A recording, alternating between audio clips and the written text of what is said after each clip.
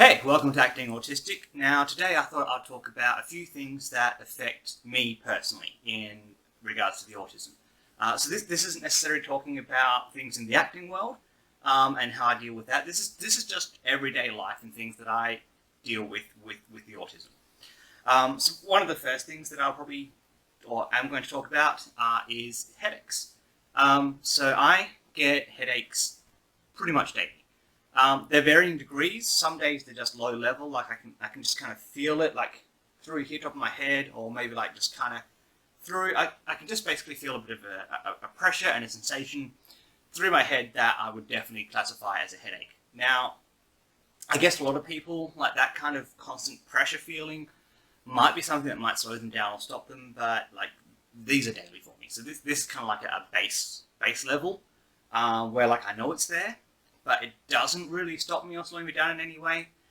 However, I can get quite what I would call borderline migraine, might even be a migraine. I'm not too sure, and like I know some people out there suffer from migraines, and I don't want to belittle what they deal with by saying that I'm on the same kind of deal in any way. But I do get everything kind of amplifies. So light just becomes a lot more overbearing. I can feel the intensity of light, like the heat from it, searing, like it just kind of makes my eyes hurt. Everything just feels a bit louder, but at the same time I can feel like I'm underwater with the way everything sounds. So everything's louder but muffled at the same time. And just like everything's foggy, I can't think clearly. And when I have days like that, I'm pretty much useless. I'm not going to be going to work on those days. I'm not thinking straight. And I can normally become a lot more, like stimmy and I guess a lot shorter patience because, it's just, there's so much going on and I'm just getting completely overwhelmed by it. One of the other things I deal with a lot is not really, I don't want to say not recognizing people, but I don't really understand or get ages with people, and I don't know a lot of facial features of people. I recognize them generally by other ways, so familiarity or things that I've associated that person with. Even my own wife. If someone said to me, "Hey, what's your eye color of your wife?" I would have to seriously think about it, and I'm not convinced I'd give the straight right answer.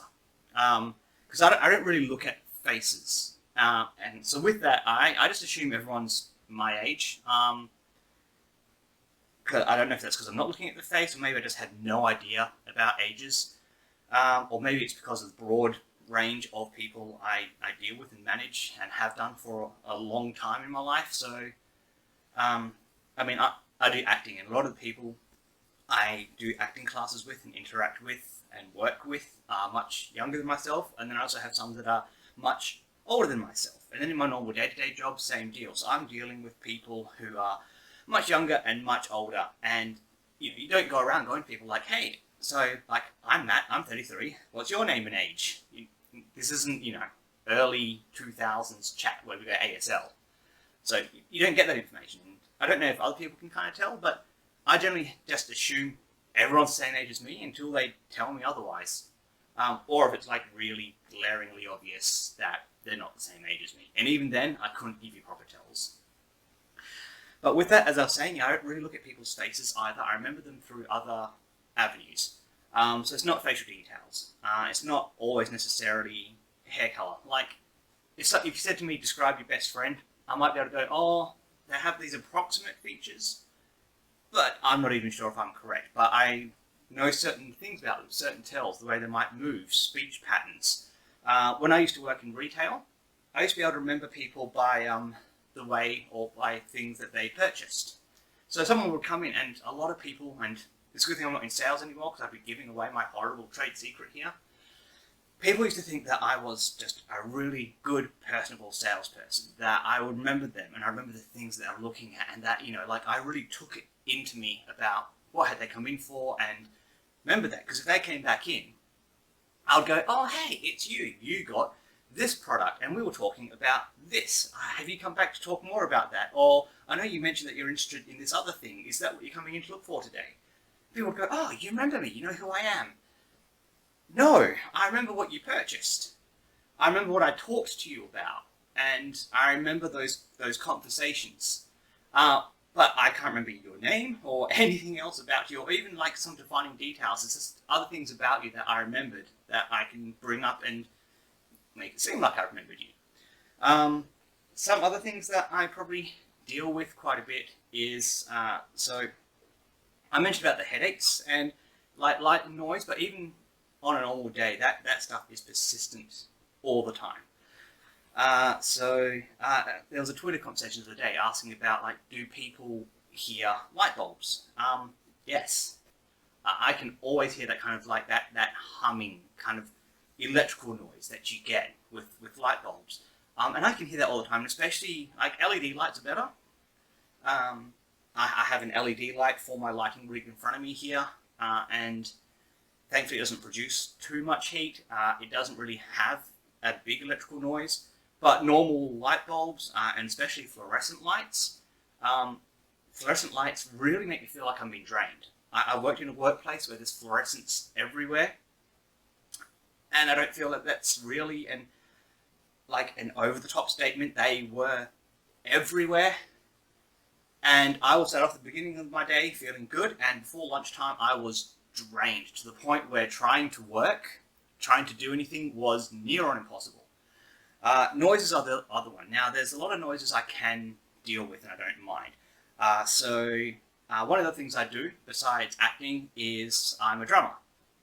And so you might be able to see up top here, my drum kit, Gresh.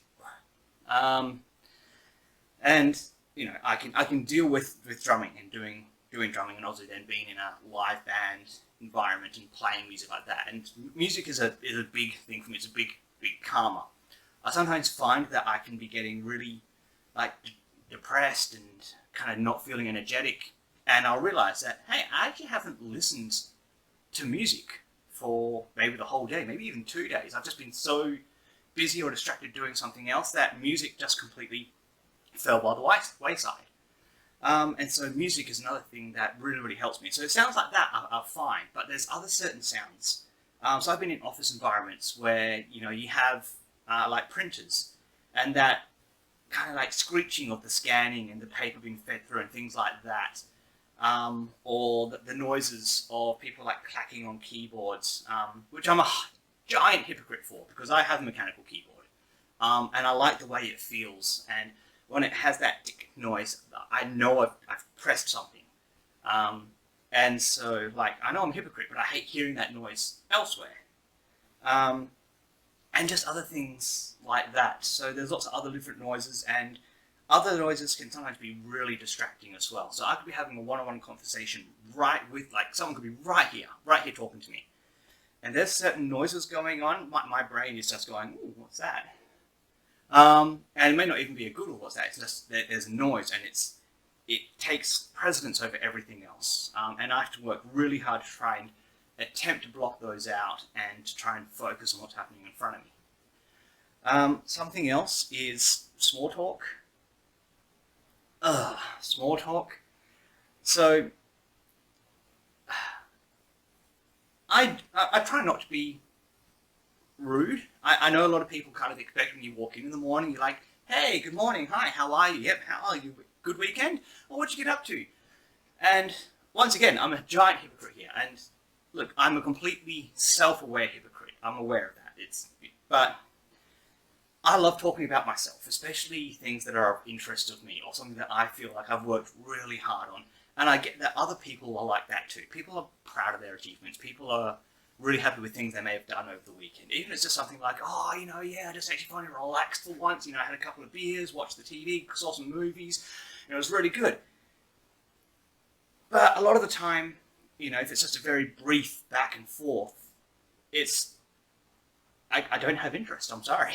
And I feel like that conversation needs to keep going. So I get very awkward, and I just don't know what to say or how I should sometimes even react to some of the small talk and some of this back and forth. And so I just end up feeling really uncomfortable and just kind of wanting to find an escape and get out of that. But I also don't want to be rude. And so then I'll often then try and, like throw in my own things in there. Something that may not be directly related, but might be something that I can kind of relate to. But then I end up feeling like I'm talking a lot about myself. And so then I start to feel rude because I'm like, am I talking too much about myself? Am I talking not enough? Are they actually interested? Are they bored? Because I know that a lot of the time, maybe boredom's not the right word, but sometimes I wasn't, I guess, involved or committed to that conversation that was going on. Or maybe someone's told me something similar before already, and I'm like, yeah, I already know how this conversation's going, where it's heading, and I kind of want to progress it along. Cool, like, hey, cool, let's get to the next thing. That's another thing that I often try and deal, or have to try and kind of deal with in a day-to-day basis. And the other one as well, which look, this video might be giving away, and prior videos might be giving away, is I tend to move a lot. It's staying still is difficult for me. And I guess in an acting sense, that then, if I want to bring it in through to the whole acting autistic thing, stillness is not my friend.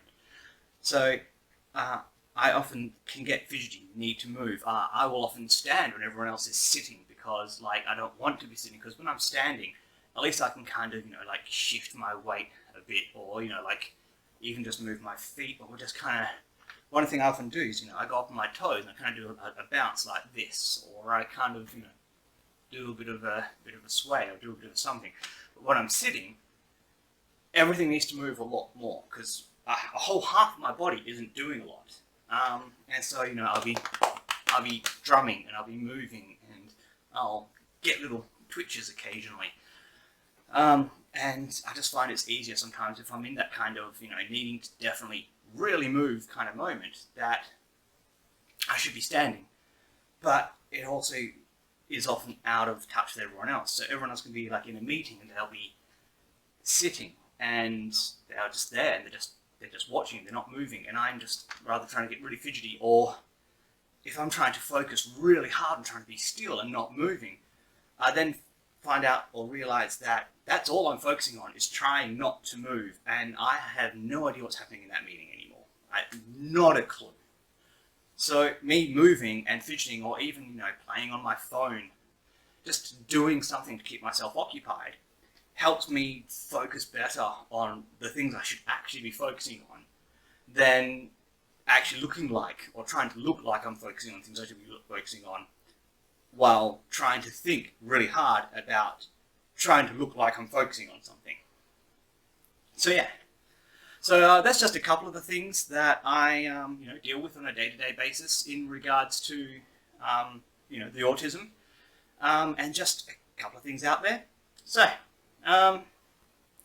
until next time, I would say hit subscribe, but I don't have a subscribe button or anything like that. Maybe at some future point. So I guess for now, bookmark the website.